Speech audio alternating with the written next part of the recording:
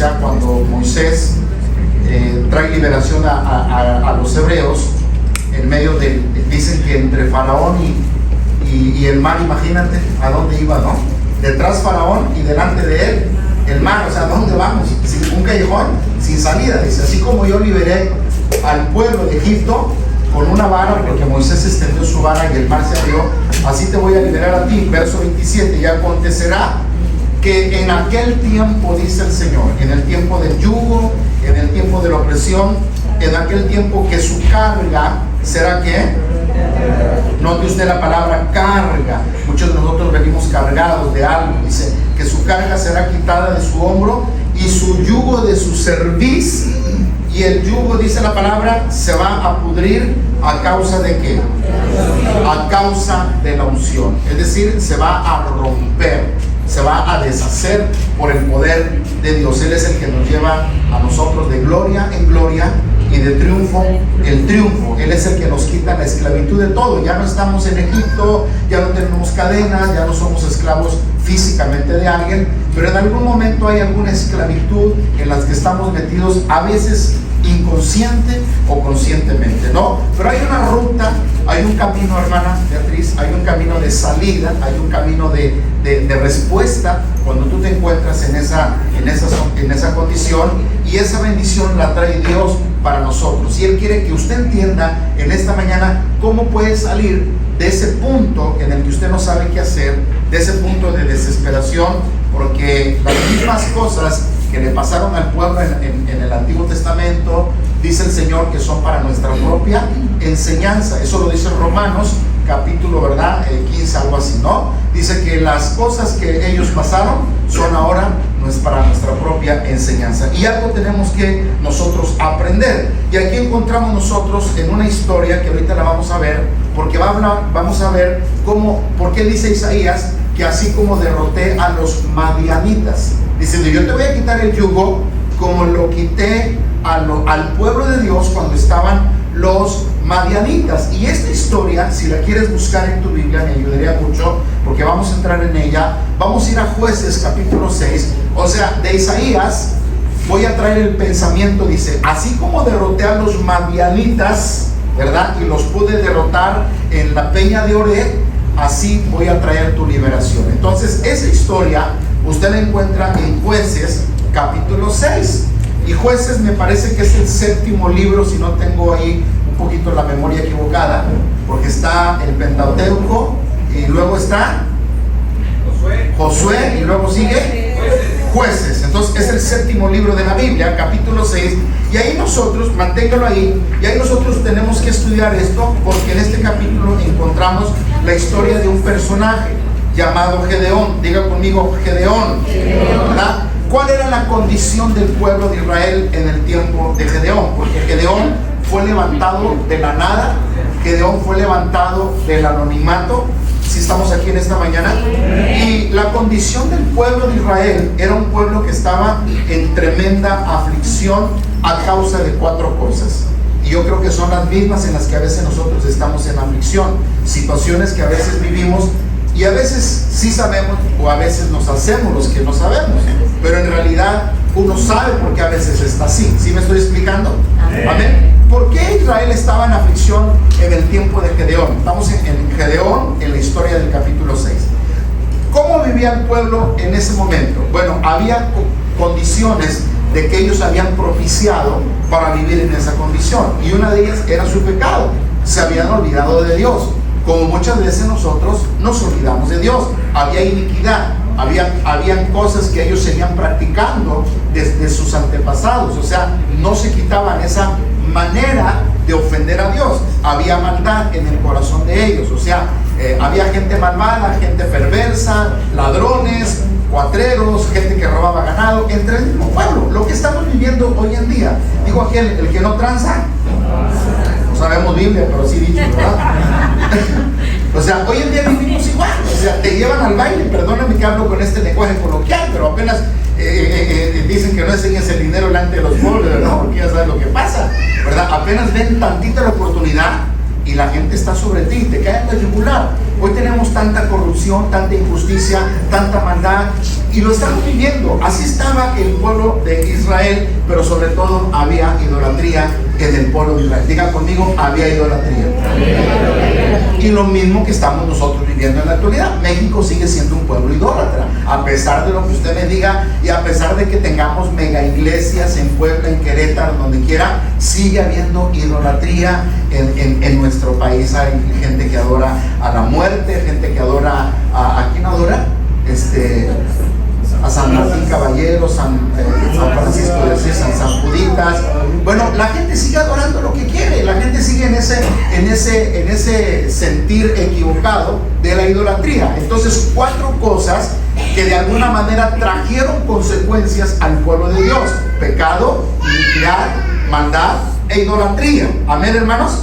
Y estas cosas, sin que ellos a lo mejor lo entendieran, estaban trayendo aflicción. Entonces, los madianitas era un pueblo enemigo del pueblo de Israel. Tú sabes que Israel siempre tuvo enemigos, desde los amorreos y todos los feos, como dice el pastor del aire, y tuvo durante el desierto, y después del desierto siempre tuvo enemigos. ¿Y qué me dice a mí eso? Que los hijos de Dios también tenemos enemigos. Hay gente que de pronto no te quiere de gratis. No haces nada simplemente porque te congregas o porque estás tratando de llevar una vida diferente, pues se levantan enemigos contra ti. Los madianitas eran aprovechados, los madianitas hacían destrozo con el pueblo de Dios. Era un ejército, o tenían más o menos un ejército de 135,000 soldados preparados para la guerra. Así que cuando ellos querían ir sobre el ganado, sobre la cosecha, sobre los granos, para poder subsistir, imagínate, darle a un ejército alimento, necesitaban tener comida, ¿no es cierto? Un ejército necesita víveres, necesita alimento. Para tú tener un ejército tienes que tener billetes. La forma más práctica de los madianitas de mantener su ejército, pues era robarle a los pueblos, era ir a invadir a los pueblos. Tengo un ejército, soy invencible, soy poderoso, pero ya habían agarrado ¿de qué? De carrillita. ¿A quién? Pues al más tontito, ¿verdad? Perdóname que diga eso. Al más vulnerable, a Israel, porque Israel estaba todo desorientado. Cuando nosotros no estamos conectados con Dios, cuando nosotros no estamos buscando las cosas de Dios, siempre estamos vulnerables ante todo, siempre estamos propicios a errar en el camino, a buscar las cosas que no deberíamos de buscar, porque estamos vulnerables, estamos indefensos, estamos fuera de la cobertura de Dios. Israel estaba fuera de la cobertura de Dios. ¿Alguien está entendiendo lo que estoy hablando? Y venían, porque ya lo habían agarrado de ¿cómo se llama? Así de carrilla. Cada vez que se les antojaba, venían a robarse la cosecha del pueblo de Israel, y a través del hambre, el miedo y la muerte los azorrillaban, y ellos de alguna manera ya los esclavizaban, ya ni decían nada. Ya sabes que pues ya es como cuando vas allá, hay algún chilango aquí, digo, perdón, un defecto para hablar con libertad. Vas al DF y pues ya nomás te salen aquellos amantes del Eugenio y ya ni dices nada, hasta tú mismo le das la cartera. Oiga, se le olvidó mi cartera, téngala. El ladrón nomás iba por tu celular, pero tú del miedo ya le diste la cartera, ¿no? El pueblo de Israel estaba viviendo en esta condición. Ya vienen los madianitas y ya quitaban sus manos de la semilla, del trigo, de lo que tuvieran, del ganado, ¿no? Pues ya llévate. Y ellos imponían con ese miedo, manipulaban, y había hambre, había miedo y había muerte, y es lo mismo que estamos viviendo en la actualidad. Y así que arrasaban todo, ¿verdad? Ahora, aquí lo importante es ¿qué significa la palabra Madián o madianitas? ¿Qué significa? Yo les voy a ahorrar el tiempo a ustedes porque me gusta ser generoso y ser bueno también. ¿Qué significa Madián? Madián significa el que pelea por todo, el peleonero, el ventajoso. Así de fácil, el peleonero. Así que ellos, por excelencia, ya lo traían impuesto en su genética, en su mentalidad. Ellos les gustaba mucho el pelear, el ser ventajoso, ¿no? Y ellos venían contra este pueblo, que era el pueblo de Israel, a destruirlo. ¿Amén o no amén, hermanos? Y muchas veces nosotros, sin darnos cuenta también, estamos de alguna manera esclavizados, o el enemigo nos tiene controlados con miedo, con muerte o con desgracia. ¿Te das cuenta cómo el enemigo a veces nos mete miedo a las enfermedades, miedo a la crisis? Nos mete tanto miedo que de pronto no sabes qué hacer. ¿Por qué? Porque nos quiere esclavizar. Esa es la forma en la que él esclaviza, a través del miedo, a través de la tragedia, a través de la muerte. ¿Sí estás entendiendo esto? Cómo a veces el enemigo te quiere manipular y te quiere esclavizar. Así que Israel vivía en esta continua humillación delante del Señor. Así que ellos no podían hacer nada, y lo poco que tenían, ellos lo aguardaban y lo escondían entre las cuevas. O sea, se daban la inteligencia. Ellos decían, estos cuates, pues vienen y nos roban, pues vamos a hacer algo. Y lo que ellos hacían era que escondían poco a poco entre las cuevas, entre sus escondederos que tenían ellos, hermano, porque uno de pronto se las ingenia. Cuando tú estás en una cuestión media rara de inseguridad y de lo que tú quieras, pues tu cabecita te dice, ¿sabes qué? Ponte abusado. Y ellos empezaron a guardar alimentos entre las cuevas, de tal manera que ellos dijeron, pues ya te llevaste la cosecha, pero acá tengo todavía para comer, ¿no? Y estaban viviendo en esa situación y en esa condición. ¿Sí estás entendiendo lo que hablo? Amén o no amén. ¿Qué sucede? El pueblo, a ver tanta calamidad y tanta tragedia y tanta muerte y tanto robo, empezaron a clamar delante de Dios. ¿Qué hizo Israel? Israel hizo varias cosas para salir de la esclavitud. Israel tuvo que hacer varias cosas con las cuales tú y yo tenemos que identificarnos también. ¿Qué es lo que yo tengo que hacer cuando me encuentro en opresión, o cuando me encuentro de alguna manera esclavizado en mis miedos, en mis temores, o en mis propias ataduras que yo mismo tejí y que caí en mi propia trampa, ¿no? ¿Qué tengo que hacer? Pues tengo que gemir como lo hizo el pueblo de Israel. Y el pueblo de Israel empezó a gemir delante de la presencia de Dios, porque ellos sabían en su interior que todo lo que estaban viviendo era por su pecado, su iniquidad, su maldad y su idolatría. Cosas que usted también tiene que estar consciente, porque el que tiene problemas de enfermedad y que los pulmones, pues no, pues parece chimenea, hermano, estás fume y fume. Si Dios quiere que fumara, te hubiera puesto una pipa arriba en la cabeza. Pero la nariz, ¿para qué te la dio? ¿Y para respirar qué? ¿Droga? ¿Cemento? ¿Qué? Para respirar aire puro, ¿no es cierto? ¿Amén o no amén? O sea, uno está consciente de las cosas que uno está viviendo por nuestra necedad, por nuestra soberbia, por nuestra maldad. ¿Amén o no amén, iglesia? Entonces ellos sabían que por causa de su pecado estaban en esa condición, y tuvieron ahora que reconocer su pecado, como tú y yo tenemos que reconocer, perdóname lo que voy a decir, cuando la hemos regado, cuando hemos fallado, cuando hemos hecho lo incorrecto delante de Dios. Y ahora Dios dice, ¿sabes qué? Te voy a ayudar, porque eres mi pueblo. ¿Sabes qué? Dice la Biblia en el Salmo 103 que Él no nos paga conforme a nuestros pecados. ¿Sabes que la Biblia dice, como el Padre se compadece de los hijos, se compadece el Señor de quién? De los que le temen y de los que le buscan. Si tú buscas a Dios en una tremenda humildad delante de la presencia de Dios, y tú le empiezas a decir, Señor, ya no puedo con esto que estoy viviendo, ya no puedo con esta enfermedad, ya no puedo con mis hijos, ya no puedo con los opresores, ya no puedo con la enfermedad, Dios comienza a glorificarse en ti, y Dios empieza a escuchar tu clamor. ¿Alguien sabe que Dios escucha el clamor? Amén. ¿Alguien sabe que Dios escucha el gemir cuando nosotros gemimos? Amén. ¿Cómo vino la liberación de Israel? Cuando el pueblo estaba gimiendo.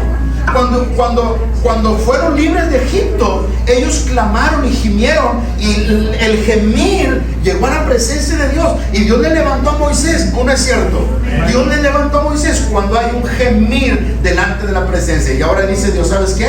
Gedeón, voy a levantarte a ti. Y Dios envía a un ángel para hablar con un libertador, porque Dios siempre, a pesar de todo, quiere usarnos a nosotros, aunque nosotros a veces nos escabullimos o le buscamos la salida y no queremos el compromiso con Dios. Déjame decirte que cuando estás en los planes de Dios, donde te metas, Dios te va a sacar, y aún debajo de las piedras te va a sacar a ti, porque Dios tiene planes contigo. ¿Estás de acuerdo conmigo? Entonces se presenta el ángel y se aparece a Gedeón, este personaje que muchos en algún momento lo hemos leído o hemos escuchado acerca de Gedeón. ¿Alguien ha escuchado aquí acerca de Gedeón?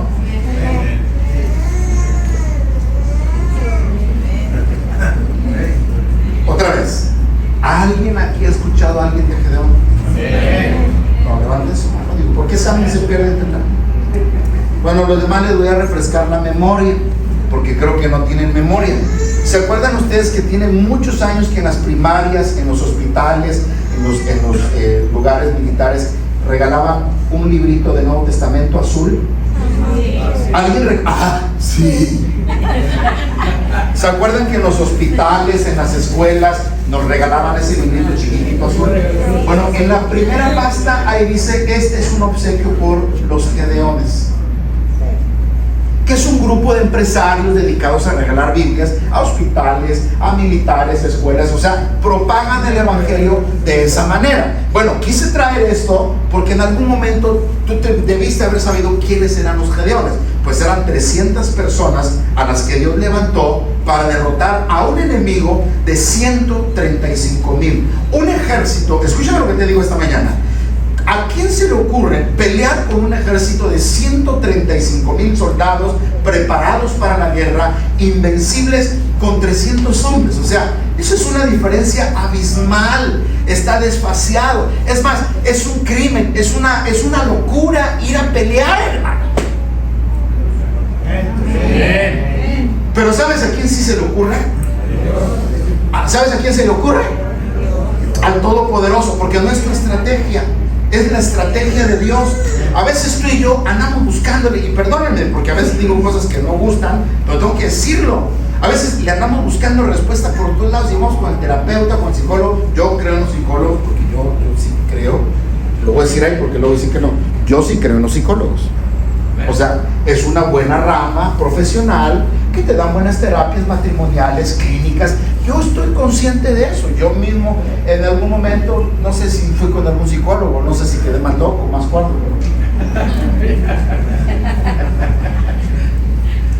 No estoy en contra de la psicología, pero la única, o no la única, la bendición que tenemos es primero de ir a Dios. Primero. El problema es que nosotros buscamos siempre todo primero, lo que está externo, lo que está afuera, y dejamos a Dios de un lado. Cuando tú sabes que toda situación espiritual, emocional, mental, sentimental, física, económica, tú sabes en dónde está el origen, la bendición. Tú sabes de dónde viene tu bendición. Así que aquellos estaban bien perdidos, y Dios manda un ángel, y este es el ángel de Jehová. Diga conmigo, el ángel de Jehová. Ahora, ¿sabes que la Biblia dice que el ángel de Jehová acampa alrededor de los que le temen? ¿Y los qué? Y los defiende. Ahora, ¿sabes que el ángel de Jehová es una teofanía de Cristo? O sea, es Cristo, en otras palabras, era ese. Te estoy ahorrando años de estudio. Cada vez que usted, el ángel de Jehová, lo lea en la Biblia, era Cristo en el Antiguo Testamento. Así de sencillo. Y no le ande buscando por otro lado. No. Yo le estoy ahorrando lo que ya no quiero que batalle, para que entienda. Era una teofanía de Cristo representada en este ángel que estaba hablando con este personaje llamado Gedeón. ¿Estás entendiendo lo que estoy hablando? Y entonces el ángel viene con Gedeón y lo encuentra por ahí entre las espigas, en esos momentos que tenía, y Dios ya sabía la condición de Gedeón. Oiga, ¿quién no está cansado de estar lidiando? ¿Sabe usted que cuando los enfermos ya tienen tiempo enfermos, qué es lo que dice un enfermo? Pues ya se quiere morir. Ya. Dicen, ya. Practíquenme la eutanasia, la eutanasia. Ya, inyéctenme ya, duérmanme ya, porque ya no aguantan. ¿Qué hace una persona desesperada cuando tiene problemas económicos? Ya se suicida, hermano. O sea, yo no sé, yo he visto esto. ¿Qué hace una gente cuando ya no tiene ganas de nada, porque todo está colapsado, su familia, su matrimonio, sus hijos, ya no puede? ¿Qué hace? Se rinde. Entonces el ángel le dice a Gedeón: con esas pocas fuerzas que tienes, quiero que luches con esos enemigos. Y dijo Gedeón: ay, hazme la buena. Ahora, quiero decir un poco, Gedeón no era guerrero. Gedeón no sabía de armas. Gedeón era de la familia más pobre del pueblo de Israel. Era un don nadie. ¿Y sabes qué me dice a mí la Biblia? Que de lo vil y de lo menospreciado, de lo que no es y de aquello que nadie considera algo bueno, de ahí es como Dios se glorifica. Así que no importa quién tú seas en esta mañana, no importa, quiero que escuche lo que estoy hablando, no importa las fuerzas pocas que tengas, el ánimo, y si no lo tienes, no importa lo que Dios está diciendo en esta mañana. Yo estoy contigo para ayudarte, para librarte y para bendecirte. Yo te quiero levantar, yo quiero romper el yugo que está sobre ti. Porque es más poderoso el que está con nosotros que el que está en contra de nosotros. Caerán a tu lado 1000 y 10,000 a tu diestra, mas a ti no llegarán. Por un camino vendrán contra ti, pero por 7 huirán delante de ti. Esa es la palabra de Dios. Y ese Dios es el mismo de ayer, es el mismo de hoy y es el mismo de todos los siglos. Gedeón era un don nadie, de la familia más pobre, no estaba preparado en la guerra, y si a eso tú le añades que era un hombre tímido, inseguro. ¿Has encontrado algunas personas tímidas? Así como el pastor del aire, ¿verdad? No, yo le pienso para decir ¿Has visto gente así tímida? ¿Verdad? Pues, o sea, hasta te desespera, ¿verdad? Dice, oye, ve, están ahí, ve, casi, ándale, ve. Ay, no tienes que andar moviendo, ¿verdad? Una persona tímida pues no tiene iniciativa propia. Una persona tímida es temerosa, insegura, no se avienta. ¿Alguien está entendiendo lo que estoy hablando? Bueno, más o menos así era Gedeón. Imagínate cuando el ángel, hermano, cuando el ángel vino y le dijo, vas a pelear con un ejército de 135,000. O sea, Gedeón dijo, oye, pues ¿a quién me estás mandando? ¿No sabes quién soy yo? Dios sí sabe.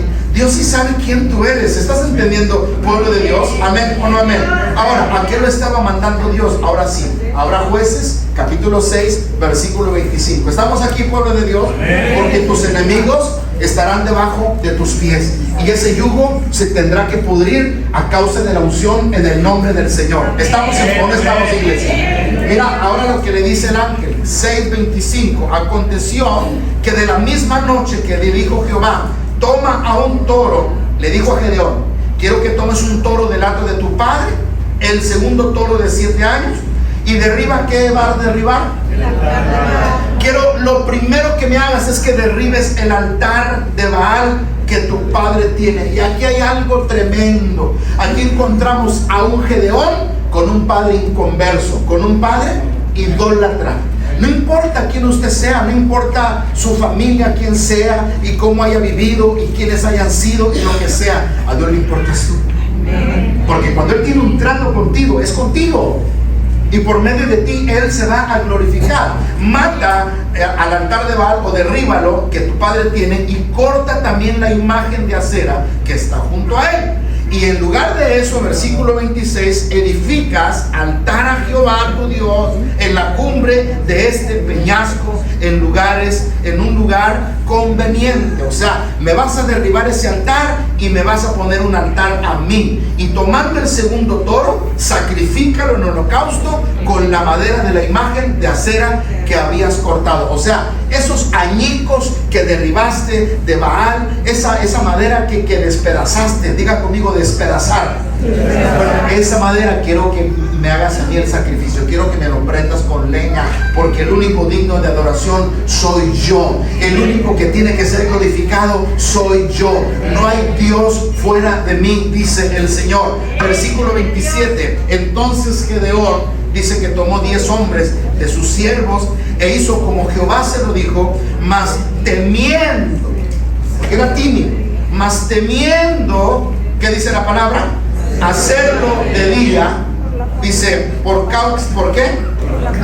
Por la familia de su padre y por los hombres de la ciudad, lo hizo de noche. Era tan tímido que le dio miedo y dijo, no, si yo les mato el altar aquí, no, calma, me hacen perro del mar. Y patitas, ¿para qué las quieres, verdad?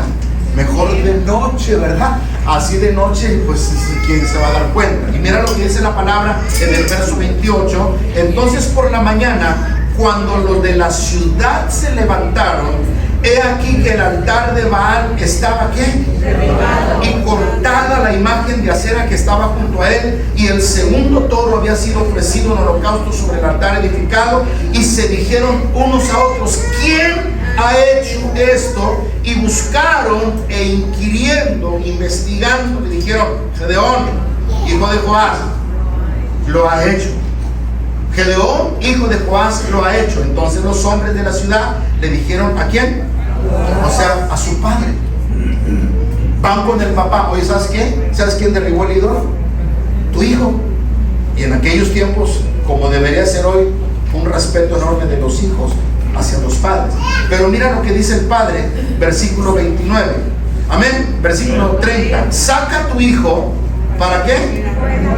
Porque ha derribado el altar de Baal, ha cortado la imagen de acera que estaba junto a él. Y Joás respondió a todos los que estaban junto a todos los que estaban junto a él: ¿ustedes contendrán por Baal?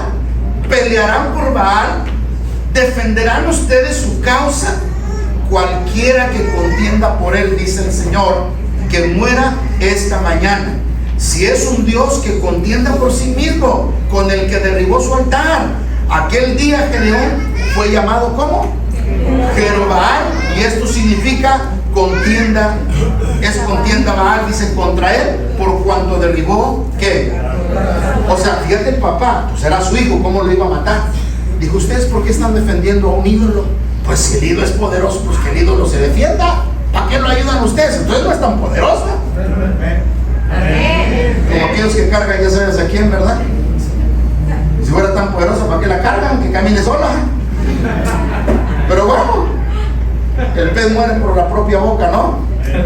Y el padre dijo: pues que se defienda solo. Si mi hijo hizo, pues allá se encargará Dios. Entonces, ¿qué es lo que sucede? Cuando el Espíritu de Dios viene sobre nosotros, hay una cosa extraordinaria y maravillosa que sucede. Porque no importa que tú seas tímido, miedoso, temeroso, inseguro, Dios te da esa capacidad, Dios te da el valor, te da la valentía, te levanta tu autoestima tuya y te da la confianza, porque Dios está contigo. ¿Estás de acuerdo conmigo? Amén o no amén. Y Dios le dice: ¿sabes qué, Gedeón? En esa historia usted la puede ver en su casa. Reúneme a 32,000 para pelear con esos 135,000. Dice Dios: con eso las vamos a hacer, con 32,000. Entonces el pueblo dijo: Gedeón, yo creo que estamos mal. Nosotros no vamos a ganar esa pelea. Somos 32,000 contra 135,000. O sea, yo no sé si sea el 70%, el 60%, porque reprobé matemáticas. Escúcheme lo que le digo. Porque ellos se desanimaron al ver el problema que tenían frente a ellos. Yo te digo aquí en esta mañana: ¿cuántas veces nos ha pasado lo mismo, Fernando? Que tenemos un problema frente a nosotros y nos desmoronamos. Eso no, aquí no la hago. Aquí más vale que digan que aquí corrió, que aquí quedó. Patitas, ¿para qué las quiero? Pues ¿sabe qué? Después de que este ejército fue levantado, se fueron, escúcheme bien, mis amados hermanos, se fueron 22,000 de los 32,000. Así que ¿cuántos quedaron? 10,000.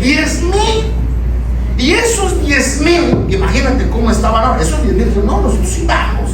Nosotros vamos a pelear porque ya estamos cansados que nos lleven la cosecha, que nos estén hostigando. O sea, hay un momento en el que tú te enojas contigo mismo. ¿Amén o no amén, hermano? Hay un momento que de pronto te entra el valor. Pero Dios dijo: yo quiero ir seleccionando. ¿Sabes tú que Dios va llevando en proceso nuestra vida para hacer cosas extraordinarias con nosotros? Nos va metiendo en el crisol del fuego del Espíritu Santo para renovar tu mente, tus pensamientos, para prepararte. ¿Alguien dice amén en esta mañana? Sí, o sea, Dios va perfeccionándose en nosotros y nos va preparando para la guerra espiritual. No para pelear con la suegra, ni con el suegro, ni con el vecino, no, porque las armas de nuestra milicia no son sino poderosas en Dios. Nuestras armas son diferentes. ¿Amén o no amén, iglesia? Entonces quedaron 10,000. Entonces Dios le dice: ¿sabes qué, Gedeón? Son muchos. Gedeón, que no quería saber del asunto: son muchos, Gedeón, son 10,000. Llévamelos a tomar agua al río. quiero que los lleves al río a que tomen agua. Y el que tome agua desprevenidamente y lleve agua como los perros toman el agua, dice, entonces me vas a decir para que me lo separes. Y de los 10,000, ¿sabes cuántos quedaron? ¿Sabes cuántos quedaron? 300. ¿A quién se le ocurre pelear con 300 soldados o gente preparada para una batalla? La instrucción fue precisa. Y Dios dijo, vamos a pelear a mi manera. Yo te digo en esta mañana, no pelees a tu manera, no con tu fuerza, no, porque a veces, buenas noches, están aquí conmigo, porque a veces usted, si tiene problemas con su esposo, un ejemplo, espero no herir los sentimientos de nadie, me tapo los ojos, de pronto usted trae broncas con su marido, ¿y qué hace usted? Le agarra la ropa y te me vas a largar de aquí, maldito. Y fuera y se la quemas, eso es lo de menos, se la quema sobre sus narices. Aunque por dentro estás llorando. O sea, lo haces, pero por dentro te estás deshaciendo. ¿Estamos aquí o no estamos aquí? O de pronto queremos usar la fuerza con nuestros hijos, ¿no? Y queremos hacer nosotros nuestra propia estrategia para remediar los problemas. Igual el que debe dinero de pronto dice, no, pues me voy con esta financiera y saco este préstamo, con 3 financieras debo tanto, con esto pago tanto, los intereses de acá, y empiezas a armar una cuestión financiera que, oye, tendrías que estar trabajando en una super empresa, ¿no? Por la sabiduría que de pronto tienes, ¿no? Y resulta que no arreglas nada, hermano. ¿Entiendes lo que estoy diciendo? Porque tu estrategia no va a funcionar cuando se trata de un asunto espiritual. Tu estrategia no va a funcionar. Yo no sé si alguien está conmigo en esta mañana. Quiero que alguien levante su mano. Quiero sentir que alguien está aquí escuchando lo que estoy hablando. Tu estrategia no va a funcionar hasta que tú no te humilles delante de la presencia de Dios y tú le digas, Señor, dime qué hago, lo perdono, no lo perdono, Señor, pido prestado, porque tienes que pedirle permiso a Dios. Hasta para pedir dinero, pues señores, tienen que pedirle permiso a Dios. ¿Cómo? Tienen que pedirle permiso. Si usted se va por su propia cuenta a andar pidiendo perdón, al rato hasta pierde la casa y que usted hipotecó.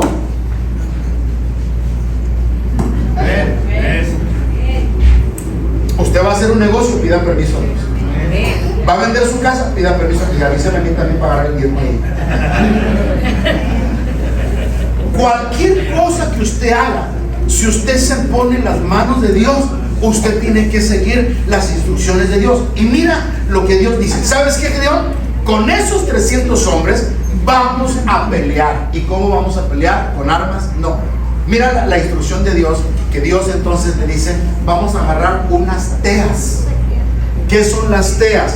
Las teas eran las estillas del centro de los árboles que normalmente podían tener aceite, llámese pino, llámese sándalo. Toda la madera que tenía aceites la estillaban para usar la madera como antorchas. Entonces Dios le dice a Gedeón, vamos a agarrar unas teas, unas estillas, las vamos a prender como veladoras, y unos van a agarrar estas como veladoras, las teas, y otros van a tocar trompeta, y ustedes simplemente van a gritar, y es todo lo que tiene. Imagínate la estrategia de Dios, hermano. Una locura. ¿Sí estás entendiendo esto? ¿Estás entendiendo esto? ¿Cómo voy a pelear con un pueblo que trae espada, que trae jabalina, que son expertos en el arco, y me mandas al matadero, Señor, y me mandas con una velita? Pues si no, voy a pedir posada. En el nombre de... yo pido. Y tocando la trompeta. Imagínate. O sea, yo quiero que tú dimensiones que a veces la forma en la que tú peleas no es la forma de Dios. Y a veces a ti te revienta en la cabeza todo lo que tú estás oyendo de cómo. Sí, hermano, cuando tú sigues las instrucciones de Dios, Él no falla. Dios es certero, Dios es perfecto, Dios es todopoderoso, Él conoce todas las cosas. Alguien le da un aplauso fuerte al nombre del Señor en esta preciosa mañana.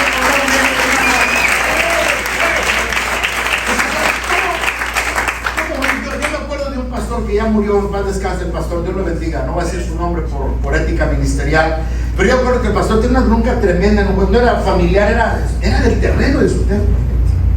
Se lo querían quitar. ¿Quieren saber la historia? Sí. ¿Les gusta a ustedes? ¿Les gusta? ¿Se las cuento a los hermanos? Sí. Nada más que le querían quitar el terreno. Nada ilegal hizo el pastor. Simplemente cuando se hizo de la propiedad, pues Coré andaba levantando el censo. Él no estaba, lo cuidaba un que lo cuidaba. Alguien, no voy a decir quién. Ya lo dijo usted. Pero como pasó Coré, él vio los datos de él y no del pastor. Así que Coré levantó el censo de la persona que le dio el nombre y todo. Y el pastor inocente, hasta que de pronto llegan las escrituras a nombre de un ventajoso. Y el pastor dijo, mira, qué chulo, Y el pastor dijo, no, pues ¿cómo voy a permitir eso? Entonces el pastor empezó a apelar. ¿Se entiende esto? El proceso. ¿Alguien está aquí conmigo? No hay abogados aquí, ahora me dejaron los abogados. No hay abogado aquí, hombre. Bueno, ¿para qué lo queremos? Pero yo sí los quiero. Entonces empezó un proceso legal y tiempos y eran de, no sé si tardó 3, 4 años. Y sé por qué él me lo dijo. Me dijo, pastor, ayúdame a orar. Bueno, ay, mira los abogados que hay. Ya gastaste, pues no mucho, dice, porque me andan ayudando los hermanos. Hay hermanos abogados que son buenos, pero hay hermanos abogados que la verdad es que Dios los bendiga.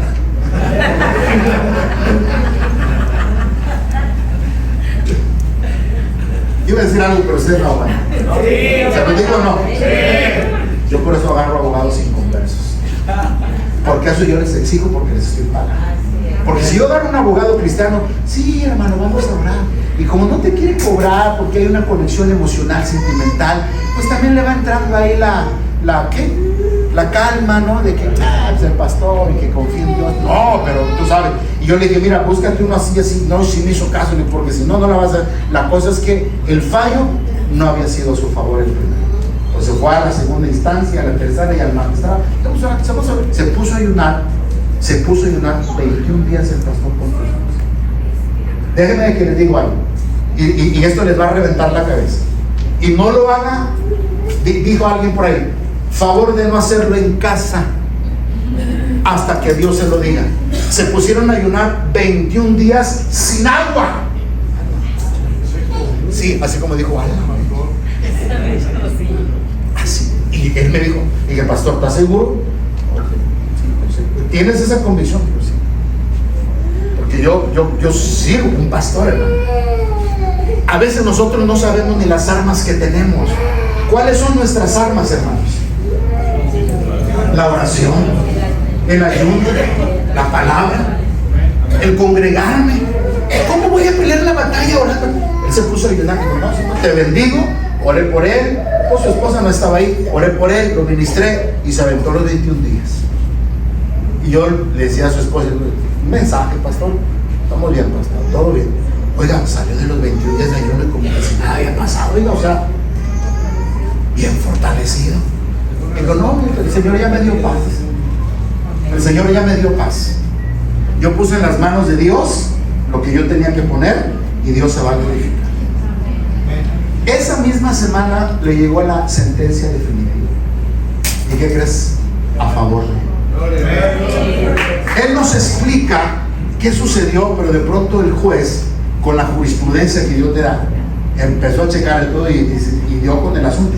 Se les había olvidado ese pequeño detalle, el pequeño detalle del censo que había levantado por él y el testimonio de él de cómo se había hecho de la propiedad. Y eso fue suficiente para que el juez viera que había premeditación, alevosía y ventaja. Dijo, no, esto es del pastor. La bendición de Dios, hermano. Cuando tú peleas, alguien está conmigo todo esto.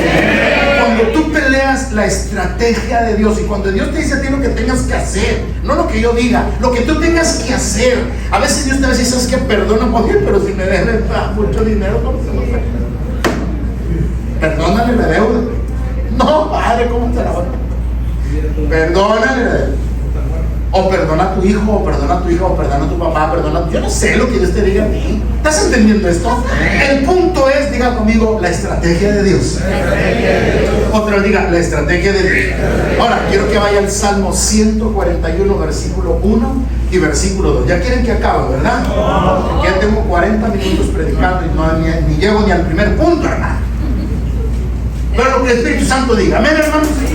Porque Él va a pudrir los yugos, Él va a romper esos yugos de opresión, de ansiedad, de lo que estés pasando, y Él te da la respuesta. Y en esta mañana el Señor tiene respuesta para ti. ¿Cuántos dicen amén? Salmo 141, bendito sea Jehová, mi roca, quien adiestra, otra vez, quien adiestra,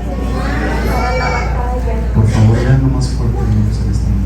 Quien adiestra, léalo fuerte, quien adiestra mis manos para la batalla y mis dedos para la guerra. ¿Cómo está eso que mis manos para la batalla? Bueno, en aquel tiempo peleaban con espada, pero ahora nosotros no vamos a agarrar ni espada. Dijo una hermana, pero sí el sartén, pastor.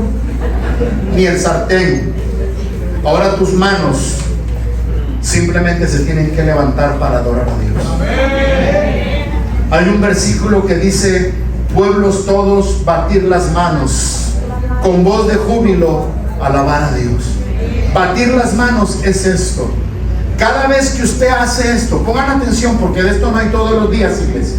Cada vez que usted hace eso, hermano, y cuando usted está en adoración o cuando usted está adorando a Dios y usted hace esto, y usted hace, o usted ve a un hermano que haga esto, él no está inventando nada. Esto significa batir las manos en la Biblia. Está en la Biblia, batir las manos. ¿Y qué significa esto? Que tu gloria haga lo que tenga que hacer. Esto significa que venga tu gloria. Esto significa glorifícate. Así que usted cuando haga esto, usted está diciendo, Señor, sea hecha tu voluntad, glorifícate, Señor. ¿Alguien dice amén?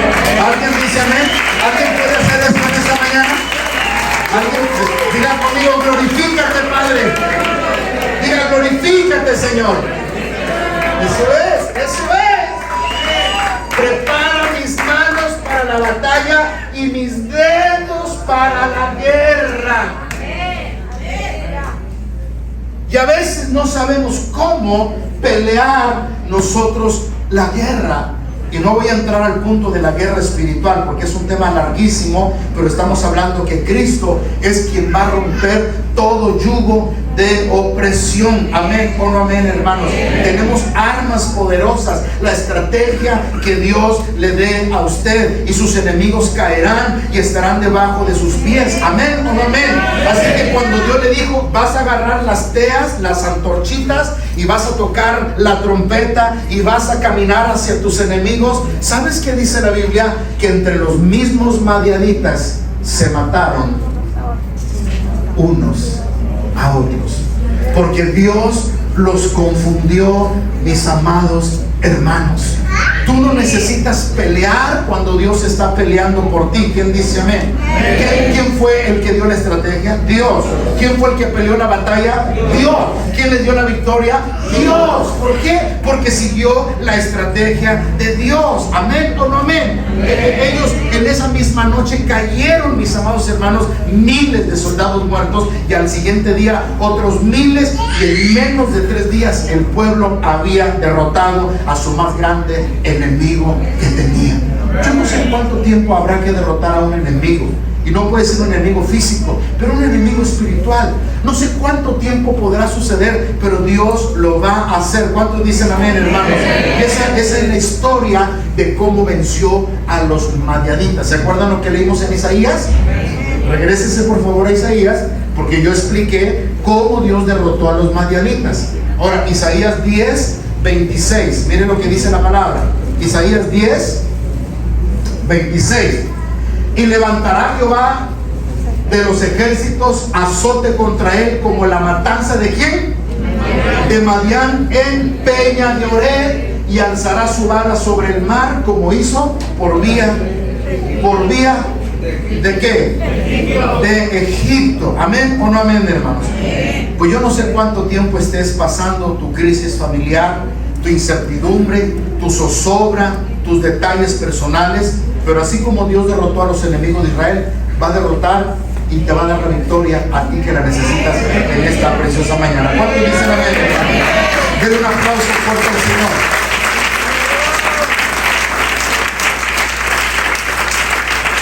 Quiero terminar con esto porque quiero aterrizar. ¿Qué tenemos que saber nosotros?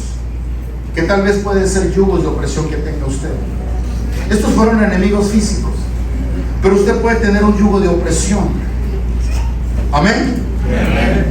Usted puede estar viviendo tal vez una ansiedad, un problema, una realidad, porque cada quien vive su propia realidad. Lo que a mí me afecta, a lo mejor a ti no te afecta. Cada quien trae su propio morral. Amén. Y pueden ser muchos yugos que estén ahí sobre ti y algo te está acosando. Puede ser espiritual, puede ser un demonio, algo que no te deja dormir, por ejemplo, insomnio, algún problema serio, personal, que nadie sabe, solamente tú y Dios. Porque hay cosas que solamente tú y Dios viven en esa soledad y en esa intimidad. ¿Estás entendiendo lo que estoy hablando? Y algunas situaciones tal vez están complicadas, dedicadas en tu casa, tan complicadas que pues no sabes por dónde empezar y cómo terminar la situación. Pero Dios sí la sabe. Si tú en esta mañana le dices: Señor, dame la estrategia, Señor, así como te le presentaste a Gedeón con un ángel y le hablaste, pues yo no sé lo que vayas a hacer conmigo, yo no sé si me vayas a hablar en un sueño, en una prédica, en un canto, en la lectura de la Biblia, no lo sé, Señor, pero yo quiero una estrategia divina. ¿Alguien quiere una estrategia divina? Diga conmigo: mándamela, Señor. Diga: pero urgentemente. ¿Alguien necesita esa estrategia de Dios? Yo sí la necesito todo el tiempo. Tal vez puede ser el área financiera, emocional, sentimental, espiritual, física. Usted necesita esa respuesta y esa estrategia de Dios. ¿Amén o no amén, iglesia? ¿Cuántos dicen amén? Tal vez tengas en tu trabajo compañeros pesados que se han vuelto tan pesados que ya te pusieron apodo. Tal vez un vecino que están aquí conmigo esta mañana. Tal vez tengas un yugo opresor. Diga conmigo: un yugo opresor. Tengas un vecino que de pronto, nomás porque 5 centímetros cruzó tu carro, ni tiene cochera, hombre, ni carro tiene para empezar. Pero pone sus botezotes ahí, ¿verdad? Y usted nomás se le empujó tantito y ya le trae pleito. Quite su carro de ahí. Y usted me parece que le ha pasado. Vamos a ver, bueno, porque lo vive uno cotidianamente. Y tal vez tu opresor sea alguien que te está fastidiando la vida. Y tú dices: Señor, yo no quiero hacer lo que hizo Moisés, porque Moisés mató al egipcio. Yo no quiero usar mi violencia, yo no quiero usar mi fuerza, quiero usar la fuerza de Dios. Y así como Gedeón mató a los madianitas allá en Peña de Oreb. Diga conmigo: en Peña de Oreb. Diga: así Dios me va a dar la respuesta. Ahora vaya a Jueces capítulo 7 verso 25. Estoy a punto de aterrizar en esta mañana. Y yo te digo: ten fe y ten paciencia. Y dice el Señor: aunque contra mí se levante guerra, yo estaré confiado. Y una cosa le ha mandado al Señor, y esta buscaré: que esté yo en ¿dónde? ¿Cuántos días? Todos los días de mi vida, para contemplar la hermosura de Jehová y para inquirir en su templo. Pero es ahí cuando vendrá el sol. Dice: escudo y adarga es su verdad. Es ahí donde viene la protección de Dios. Jueces 7 verso 25. Y tomaron a 2 príncipes de los madianitas. Esto lo hizo Gedeón: Oreb y ¿a quién? Y Seb. Y mataron a Oreb en la peña, y a Seb lo mataron en el lagar de Seb. Y después que siguieron a los madianitas, trajeron las cabezas de ellos, de Oreb y de Seb, Gedeón, al otro lado del Jordán. ¿Sabes? Eso de traer las cabezas es: yo te he vencido y te he derrotado.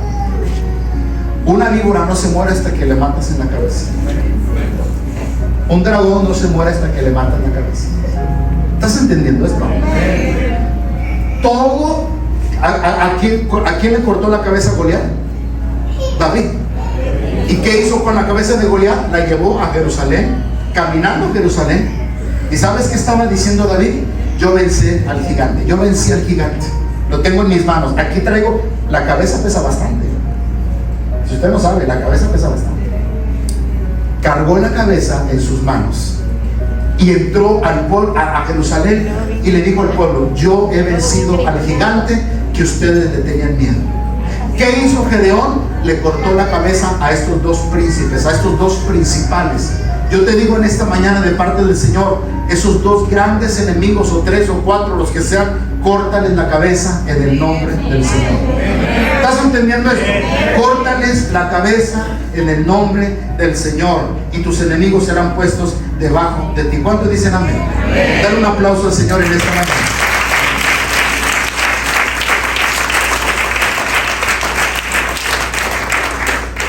Termino con esto. ¿Cuál fue el camino para la victoria? Primero fue el clamor. Diga conmigo, el clamor. Por causa de su pecado, diga. ¿Cuál fue la respuesta número 2? Que Gedeón derrumbó los altares al Baal. Tú tienes que derribar todo altar que hay en tu corazón, todo lo que no sea de Dios, todo lo que no glorifique a Dios. Clamar y derribar altares. ¿Alguien está aquí conmigo en esta preciosa hora? 3. Gedeón edificó un altar a Dios y ahí ofreció su ofrenda. ¿Qué tienes que hacer tú? Un altar para Dios. ¿Cuál es ese lugar que tienes cuando hablas a solas con Dios? ¿Cuál es ese lugar especial? Mire, para el carro, ¿qué tenemos? Otra vez, para el carro, ¿qué tenemos? Cochero. Para el refrigerador, la cocina. Para la sala, los muebles, la sala. Para todo tenemos un lugar. Y para orar. Para orar. Pero tiene un lugar especial. Tengo un lugarcito especial, hermano. Ahí nomás es el que se postea su Biblia, su cojincito. Si ese es el lugar, ese es el lugar nuestro. Haga su altar en su casa. Lo que usted quiera. Chiquito, no tiene que ser una iglesia. No. Un lugar secreto, porque tu Padre que ve en lo secreto te recompensará en público. Hagamos un altar para Dios. Hay mucha gente, ¿estás entendiendo esto que estoy hablando? Hay mucha gente que tiene altares para todo, ¿verdad? Y lo voy a decir, hay alguna gente, es que este es mi lugar favorito en la mesa donde yo como, pero ya mis hijos saben cuál es mi lugar. Y que nadie se siente en mi lugar porque es mi lugar. O cuando salimos al balcón, el lugar donde nos gusta estar. Dios quiere un lugar para que andes con Él. Gedeón levantó un altar para Dios. ¿Para qué? Para tener comunión con el Espíritu Santo. Tenga ese altar usted con Dios. No solo derribe los altares de los Baales, pero tenga un altar para Dios. ¿Cuántos dicen amén, hermanos? Para que ahí usted tenga esa renovación de adoración, de alabanza, de pensamiento, de buscar a Dios. ¿Cuántos dicen amén? Ese momento donde tú te encuentras con el Padre, donde el Padre habla contigo. ¿Amén o no amén, iglesia? Donde el Padre tiene misericordia de ti. ¿Amén o no amén? Mire, a lo largo de mis 37 años de pastor, yo he notado que como el enemigo ataca el mover de Dios. Yo he notado cómo el enemigo ataca lo que Dios quiere hacer con la iglesia, movimientos. Yo recuerdo, eso pasó hace muchos años, en los 70, 60 sobre todo, porque en las iglesias cristianas antes se tocaba puro piano, ¿verdad? No había baterías, no, que hubiera acordeón, olvídese, ya era cantina. Pero en los 60 se empezó a meter acordeón, batería, no, era un escándalo. No, la iglesia ya se hizo satánica. Y el diablo siempre ataca el mover que el Espíritu Santo quiere hacer con la iglesia. Y hoy, gracias a Dios, que la iglesia ha superado ese trauma. Y luego tuvimos mover del Espíritu Santo, ¿verdad? Por ejemplo, hubo un tiempo en el que vino la famosa risa santa, ¿verdad? Yo no sé quién las oí, si no la viste, pues mejor que no la hayas oído, ¿verdad? Y todo el mundo lo satanizaba. Y yo dije una vez, ¿por qué todos pelean por la risa y nadie pelea por el llorido? A lo mejor los lloridos no son de Dios también. ¿Sí estás entendiendo lo que digo?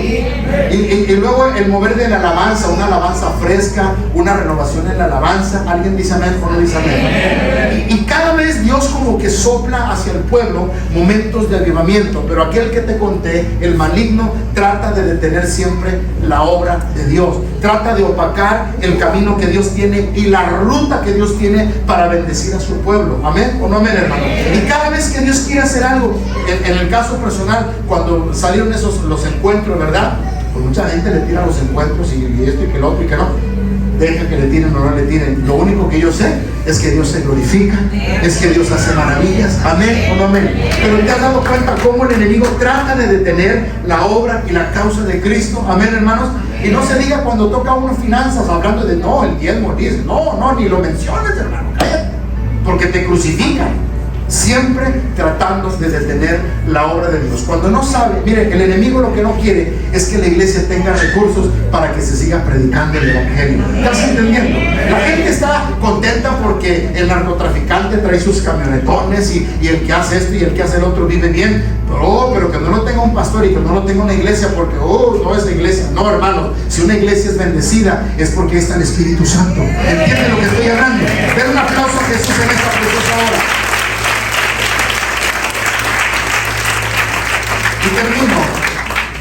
Y termino con ustedes en esta mañana.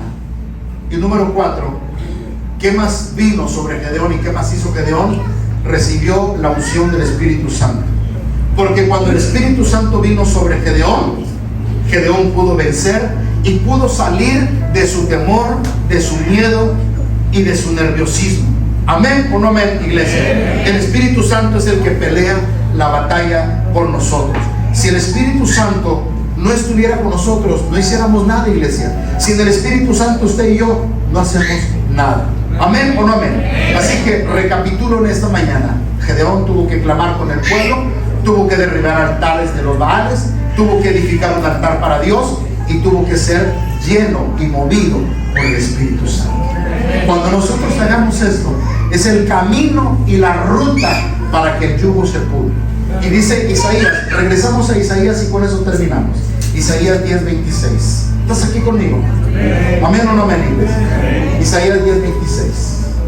Y levantará Jehová de los ejércitos azote contra él como la matanza de Madián en Peña de Oreb, y alzará su vara sobre el mar como lo hizo por la vía de ¿qué? El 27, por favor. No, ya no tiene. Y acontecerá que en aquel tiempo que su carga será, diga conmigo, hoy mi carga me será quitada. Levante la mano el que cree esa palabra. Diga, hoy mi carga me será quitada. Dígalo otra vez, hoy mi carga me será quitada. Diga, no importa lo pesado que esté, pero hoy mi carga me será quitada. Diga, y el yugo se pudrirá a causa de la unción. Otra vez, y el yugo se pudrirá a causa de la unción. Den un aplauso a Jesús fuerte de esta preciosa mañana. Ese yugo se pudre, se rompe. ¿Y qué pasa cuando el yugo se pudre y se rompe? Tú eres libre, tú eres bendecido. Ya no estarás en esa zozobra, en ese temor, en ese miedo. Vas a aprender a superar tus miedos. Y aunque el diagnóstico del médico haya sido letal y la enfermedad sea una sentencia de muerte, usted simplemente se va a parar como poderoso gigante del nombre del Señor y caminará con esa victoria y con un lenguaje diferente, y ya no serás negativo. ¿Estás entendiendo lo que estoy hablando? Y te vas a apropiar de las promesas de Dios sobre tu vida y vas a decir lo que el apóstol Pablo: para mí el vivir es Cristo, para mí el vivir es Cristo. Y cada vez que la persona venga y te diga, oye, pues yo te veo, pues tú me ves, pero yo me veo bendecido, y si el Señor me quiere recoger, que me recoja, porque voy a ir a su presencia. ¿Sabes qué? Cambia tu lenguaje cuando el Espíritu Santo viene sobre tu vida, y ya no eres el mismo, porque el yugo se ha podrido y se ha roto en el nombre del Señor. Y todos, escucha lo que te digo. Si va a aplaudir, aplaude. ¿Quién vive, iglesia? A su nombre y a su pueblo. No importa el opresor agresor que esté frente a ti. Este pueblo de Gedeón estaba azorado y estaba azorrillado, perdóname. Lo tenían ahí en jaque y mate. Pero Dios levantó un guerrero del anonimato, de la familia más pobre, tímido, con miedo, con incertidumbre, pero vino el Espíritu Santo sobre él. Así que cuando el Espíritu Santo venga sobre ti, vas a hacer cosas extraordinarias en tu vida, en tu familia, en tu trabajo, y serás totalmente diferente.